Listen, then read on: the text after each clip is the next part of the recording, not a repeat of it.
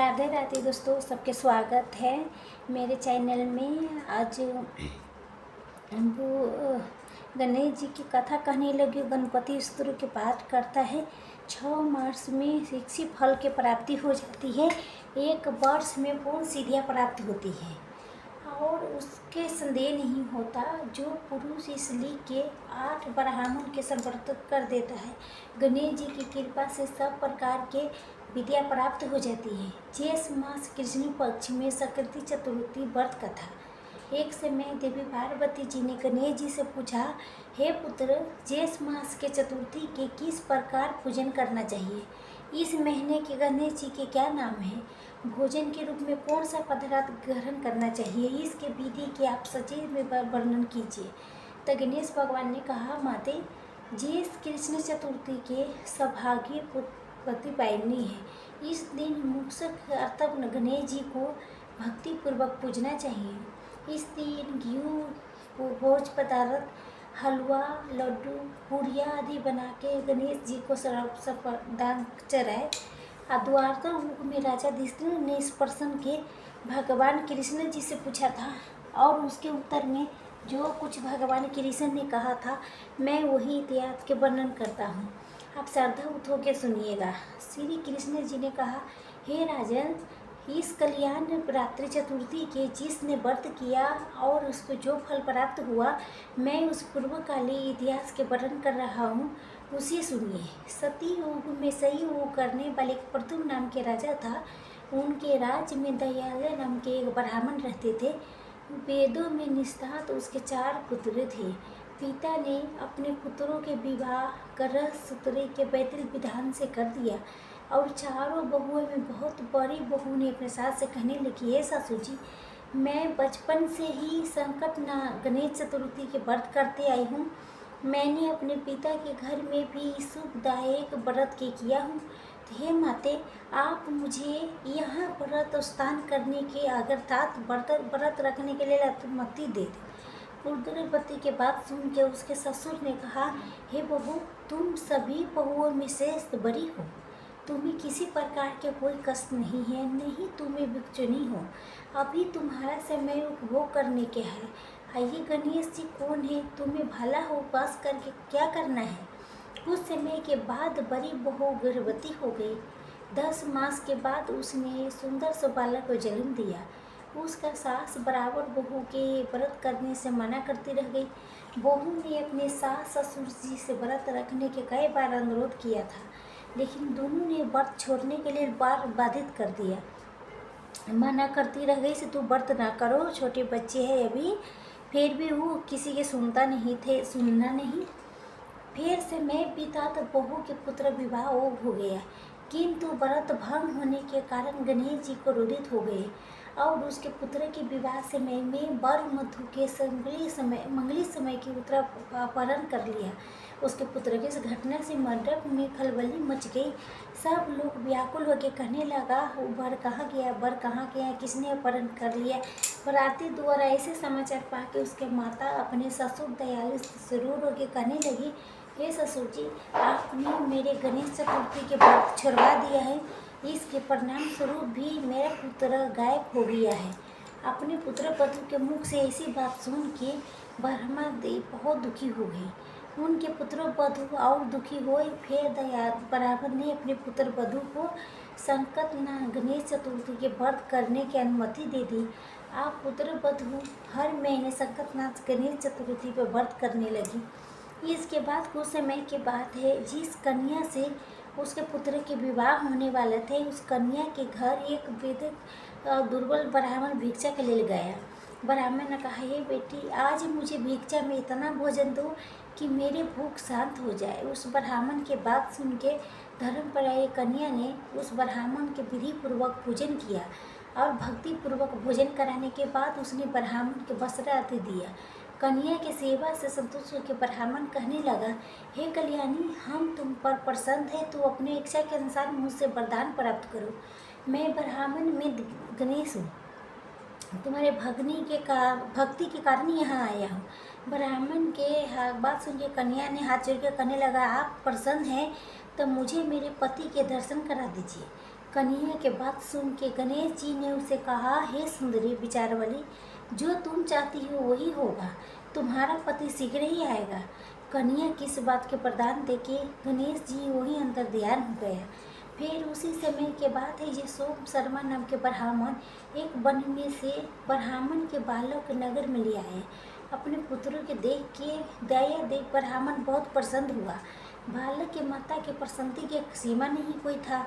साथ ही संपूर्ण नगरवासी भी बहुत खुश हुए। बालक की माता ने अपने पुत्रों के हृदय से लगा लिया और कहने लगी कि गणेश जी की कृपा से मैंने अपने खोई हुए पुत्र के प्राप्त किया हूँ और उसे नए वस्त्र आभूषण से सजा दिया। दया देव ब्राह्मण तो बार बार सोम शर्मा के प्रणाम करके कहने लगे, हे दिशराज, आपकी कृपा से मैंने खोई भी पुत्र के प्राप्त कर लिया हूँ। मेरा खोया हुआ बालक घर में आ गया। सोम शर्मा की फिर स्वागत भोजन करा के धोती दुपट्टा से भूषण करा के गौदान दिया। फिर मंडप के निर्माण किया, विधि पूर्वक विवाहिक कार्य संपन्न किया। इसी सभी नगर बस प्रसन्न हुए और भाग्यशाली कन्या भी अपने पति के पास के धनी हो उठी। ज्येष्ठ मास के कृष्ण पक्ष की चतुर्थी तिथि मनुष्य के मनोरथ के पूर्ण करती है। इस दिन स्त्री पुरुष के एक दत्त गणेश जी की पूजा करनी चाहिए। इस प्रभाव संपत्ति चतुर्दशी के व्रत कथा सुनाते हुए गणेश जी के अपने माता पार्वती से कहती है, हे माता, पूर्व के रीति से भक्ति पूर्वक जो व्यक्ति इस व्रत के करती है पूजन के करेंगे उसके संपूर्ण इच्छा गर्भवती की कृपा से पूरी होगी। तो गणेश जी कहते, भगवान कृष्ण जी ने राजा से पूछा था, हे राजन, भगवान गणेश जी के व्रत के ऐसा महत्व है। हे महाराज, अपने शत्रु के विनाश आप इस व्रत के अवश्य कीजिए। तब भी धर्मराज स्त्री भी शेष कृष्ण चतुर्थी के व्रत किया था, अपने शत्रु पर विजय प्राप्त किया। चतुर्थी तिथि पर स्नान करने के बाद सोने, चांदी, तांबे, पीतल, मिट्टी से बनी हुए भगवान गणेश जी की मूर्ति स्थापित की है। गणेश जी के स्नान कराए, इसके बाद जनेऊ धारण कराए, अबीर, गुलाब, चंदन, सिंदूर इत्र सब कुछ चढ़ाए, वस्त्र चढ़ाए, अक्षर चढ़ाए, फूलों से श्रृंगार करे और गणेश मंत्र बोलते हुए दूल्हा चढ़ाए। भगवान के फिर लड्डू के भोग लगाए और धूप दीप जलाए और कपूर जला के आरती करे। व्रत के कथा पढ़े सुने। पूजा के बाद भगवान से सबसे अंत में समय याचना जरूर मांगे। अंत में प्रसाद से सभी भक्तों में बांटे और अगर संभव हो सके तो घर में ब्राह्मण के भोजन करा के दान दक्षिणा दे दो, संतुष्ट करना चाहिए। ये थी ज्येष्ठ मास के कृष्ण पक्ष के चतुर्थी की कथा। चौथ माता की कहानी सुनाने से पहले आपको बताते हैं चौथ माता प्रकट कैसे हुई थी। चौथ माता के व्रत संतान पति के लंबी आयु की कामना से किया जाता है। मान्यता है कि सवाई माधोपुर में चौथ माता ने यहाँ के राजा के दर्शन दिए थे। कहते हैं कि इस मंदिर की स्थापना राजा भीम सिंह ने कराए थे। तभी लोग मानता है कि इस देवी चौथ माता ने सपने में राजा भीम से चाहा उनके दर्शन देके यहाँ अपना मंदिर बनवाने के आदेश दिया था। राजा एक बार ऊपर वाला ससदिया के समय में शिकार पर निकल रहे थे, तभी उनके पत्नी रत्नावली ने उसे टोका, लेकिन भीम सिंह ने ये कह के उसके बात को टाल दिया कि तू चाहान एक बार सवार होने के बाद शिकार कर की तभी वो नीचे उतरते हैं। अपने रानी के बात की अनसुना करके राजा भीम सिंह अपने कुछ सैनिकों के साथ घनघोर जंगल की तरफ चले गए। जब राजा रानी के मना करने के बाद भी शिकार खेलने चली गई। शाम ढलने पर उन्हें वहाँ एक हिरन दिखा। सभी उस हिरन के पीछा करने लगा। थोड़ी ही देर में रात हो गई। रात होने के बाद भी भीम उस हिरन के पीछा करते रह गई। धीरे धीरे वो हिरन भीम सिंह के नज़र से उलझल हो गया। तब तक ले राजा के साथ सैनिक भी रास्ता भटक चुके थे। तभी राजा अब सैनिकों से बेचैन चुका था। अकेले राजा के विचलित हो गए और उसके भटकते भटकते बहुत जोर से भूख प्यास लगने लगी। प्यास के मारे उसके गला सूखने लगी। उसने इधर उधर पानी की तलाश की, लेकिन पीने के लिए पानी नहीं मिला, जिससे वो प्यास से मूर्छित होकर जंगल में गिर पड़ी। तभी मूर्छित अवस्था में प्रचलित रूप में माता के प्रतिमा देखने लगी, चौथ माता के। तभी कुछ देर में उसने देखा कि भयंकर बारिश होने लगी, बिजली कड़कड़ाने लगी मूर्छित उपसना पर राजा के अपने चारों तरफ पानी पानी नजर आया। जब घनघोर जंगल में कोई भी नहीं था, तभी ये चमत्कार हुआ कि वहाँ पर पानी आ गया। राजा ने पहले पानी पिया, फिर वहीं अंधकार भर में रात में एक दिव्य कांति वाले में बालिका पर उसकी नज़र पड़ी। वो कन्या उस समय खेल रही थी। राजा ने उस कन्या के इस वन में देखा तो पूछा, बालिके, तुम इस जंगल में अकेली क्या कर रही हो? तुम्हारे माँ बाप कहाँ पर है? कन्या ने तोतली बानी में कहा, हे राजन, तुम ये बताओ कि तुम्हारी प्यास बुझी कि नहीं। ये ऐसा कह के वो कन्या अपने असली देवी रूप में आ गए। तब राजा उनके चरणों में गिर पड़ा और कहने लगा, हे आदिशक्ति महामाया, मुझे आपसे कुछ नहीं चाहिए। अगर आप मुझ पर प्रसन्न है तो हमारे एकांत में निवास करिए। हमारे तथा सुन कह के देवी अंतर्ध्यान हो गया।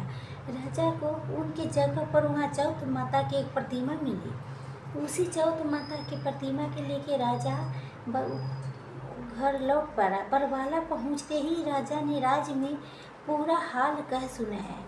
तभी पुरोहित की सलाह से संपूर्ण 14 के करापन में बरमाला के पहाड़ के चोटी पर माँ कृष्ण चतुर्थी को विधि विधान से उस प्रतिमा के मंदिर में स्थापित कराया।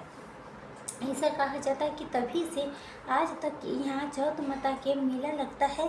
संकति चतुर्थी हो चाहे करवा चौथ के व्रत हो, लोग भारी संख्या में यहाँ पर मंदिर में दर्शन करने के लिए लाती है। हर भक्तों के माता पर विश्वास होता है। कहा जाता है कि ये मंदिर विशेष तौर पर विवाहित जोड़े के लिए है। सुहागिन स्त्रियाँ करवा चौथ के त्योहार के अवसर पर यहाँ अपने सुहाग की रक्षा के लिए प्रार्थना करते हैं। ऐसी मानी गई है कि चौथ माता देवी गौरी की एक रूप है। इनकी पूजा करने से अखंड सुहागवती के वरदान तो मिलता ही है, साथ ही धन पति जीवन में सुख हो मिलता है और परिवार के वे सभी से दीदी भी सुखी और निरोगी रहते हैं। संतान की उम्र लंबी होती है और चौथ माता की कृपा से परिवार में कभी कोई विपत्ति नहीं आती। अब सुनिए चौथ माता की कथा। एक बार एक नगर में एक बूढ़ी माँ रहती थी। वो अपने बेटों के हर संकट से बचाने के लिए 12 महीना के चौथ के व्रत किया करती थी। हर चौथ के प्रसादी से थोड़ा सा गुड़ घी लेके 4 लड्डू बनाती थी, एक बेटे के दे देती, एक से पूजा करती, एक हटकार के लिए निकालती, एक चंद्रमा के दिखाती थी, एक खुद खा लेती थी। उसका बेटा ताई से मिलने गया। उस दिन चौथ के दिन था। ताई ने व्रत भी रखा था। उसने ताई से पूछा, माँ तू माँ तो चौथ करती? तो ताई बोला, तेरी माँ तो तेरी कमाई से के लिए 12 चौथ करता है, तू परदेश जाए तो एक ही चौथ नहीं करती। लड़के के लगा कई ताई सच कह रही है। घर आके अपने माँ से कहा, माँ मैं परदेश जा रही हूँ, तो मेरी कमाई खाने पीने में उड़ा देती है। माँ ने समझा के रोकना चाहा, लेकिन बेटा नहीं माना। माँ ने उसके साथ ले जाने के लिए चौथ माता की आंखें दी और कहा, मुसीबत में आंखें तेरी सहायता करेंगे। तब वो बेटा आंखें लेके रवाना हो गया। घूमते हुए एक दूसरे नगर में जा पहुंचा। उसने देखा कि एक बूढ़ी माँ रोती जा रही है, अपुआ बनाते जा रहे थे। उसने कारण पूछा तब कहते, बेटा एक नगर के पहाड़ पर एक दैत्य रहता है, कई लोगों के आके खा लिया है, मार देते थे। हर घर से एक आदमी के दैत्य के पास भेजता था और आज मेरे बेटे की बारी है, इसलिए मैं रो रही हूँ, इसके लिए पुए बनाते जा रही हूँ। तो लड़का बोला, तुम पुए मुझे खिला दे, तेरे बेटे की जगह पर मैं वहाँ चली जाऊँगी। तेरे बेटे की जगह पर मैं जाऊँगी से आप तू मुझे पुआ खिला दे। ऐसे वचन दे के तो बुढ़िया का, तेरे मेरे बेटे की जगह पर तुम क्यों जाना, तब भी तेरे बेटे की जगह मैं चला जाता हूँ। तब बुढ़ी माँ ने स्वीकार खीर पुए उसके खिला दिए। खा पी के सो गया। फिर रात को राजा के सैनिक आए और बुढ़ी माँ ने उसे भेज दिया। जब दैत्य के सामने पहुँचने पर उसने चौथ माता की आंखें के दैत्य की तरफ फेंक के कहा, हे चौथ माता, अगर मेरी माँ मेरी सलामती के लिए व्रत करती है तो दैत्य के सिर कट के गिर जाए। ऐसे ही कहते ही तुरंत दैत्य के सिर कट के गिर गया। लड़का वापस आ गया और राजा ने उसके उपहार दे के विदा किया। चलते हुए एक दूसरे राजा के नगर में जा पहुंचा। इस राज्य में आबा तभी पकता था जब एक इंसान के बलि दी जाती थी। सिपाहियों ने उसी पकड़ के आबा में चुन दिया। लड़के ने आंखें नभे में डाली था और कहा, हे चौथ माता, अगर मेरी माँ मेरे लिए व्रत करती है तो ये आबा मेरे लिए मेरी बलि लेने ही भी झट से पक जाए। आबा तुरंत पक गया। जब आबे में से मिट्टी की जगह सोने चांदी के बर्तन निकलने लगा। लड़का बोला, बर्तन धीरे धीरे निकालना, मुझे कहीं लग न जाए। राजा ने उसके गलवाया, उससे पूछा कि ये आबे में से तुम बच कैसे गए हो। लड़की ने बताया कि उसकी माँ चौथ माता के व्रत करती है, व्रत के कारण मैं बच पाया हूँ। राजा के विश्वास नहीं हुआ। उसने एक चांदी की सुराही मंगाई, उसमें से कहा, तू सुराही के नली से निकल के दिखाओ, तभी मुझे विश्वास होगा। लड़के ने चौथ माता के एक बार फिर याद करके आंखें सुराही में डाली और कहने लगा कि मैं भंवरा बनूं, सुराही से निकलूं। लड़का भंवरा बन के तुरंत सुराही से निकल गया। अब तो राजा ने प्रसन्न होकर राजकुमारी के विवाह उसके साथ करवा दिया और सभी लोगों के चौथ माता के व्रत करने के लिए कहा। उधर लड़की के अपने माँ की याद आई, तभी उसने राजा के पास जाके खुद के नगर जाने की इच्छा जाहिर की। राजा ने रथ, घोड़े, हाथी, खूब सारा दान दहेज दे के उन्हें विदा कर दिया। चौथ के दिन वो लड़का अपने नगर पहुंचा। वो अकेला पंसारी की और माँ के इंतजार करने लगा। सोचा कि चौथ है तो माँ यहाँ जरूर आएगी। थोड़ी ही देर बाद लकड़ी देखते हुए उसके माँ आते हुए दिखाई दी। बेटा माँ के चरणों में गिर पड़ा, कहने लगा, माँ मैं तेरी बेटा हूँ, मुझे माफ़ कर दो। माँ ने उसे उठा के गले लगा लिया। कहता है तो लोग चौथ माता के जयकार करने लगे। उस नगर के सभी लोग के चौथ माता के व्रत करने लगे। हे चौथ माता, जैसी बूढ़ी माँ उसके बेटे के सहायता की, वैसी हम सब की सहायता करना। कहानी कहने सुनने वाले के भी कृपा करना। प्रेम से बोलो चौथ माता की जय। अब सुनी चौथ माता की आरती। ओम जय श्री चौथ मैया, बोलो जय श्री चौथ मैया। सच्चे मन से सुबरे, सच्चे मन से सुबरे, सब दुख दूर भया। ओम जय श्री चौथ मैया। ऊंचे पर्वत पर मंदिर शोभे अधिपावे, मैया शोभेती भारे। देखत रूप मनोहर, देखत रूप मनोहर, दासुर भयकारी। ओम जय श्री चौथ मैया।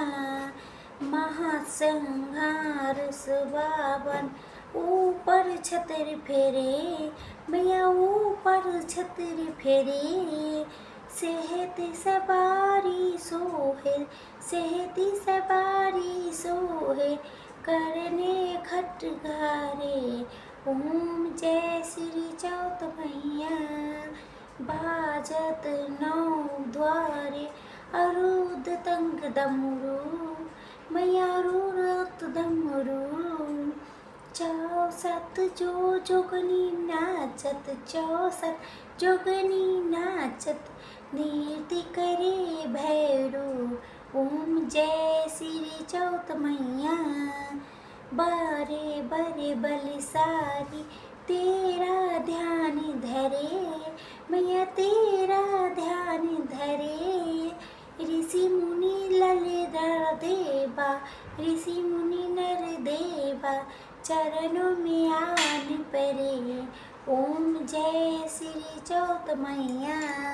जय चौथ माता की आरती, जो कोई सुहागन गावे, मैया जो कोई सुहागन गावे। भरत सुहाग की लाली, भरत सुहाग की लाली, सुख संपत्ति पावे। ओम जय श्री चौथ मैया। ओम जय श्री चौथ मैया, बोलो जय श्री चौथ मैया। सच्चे मन से जे सुमरे, सच्चे मन से जे सुमरे, सब दुख दूर भया। ओम जय श्री चौथ मैया।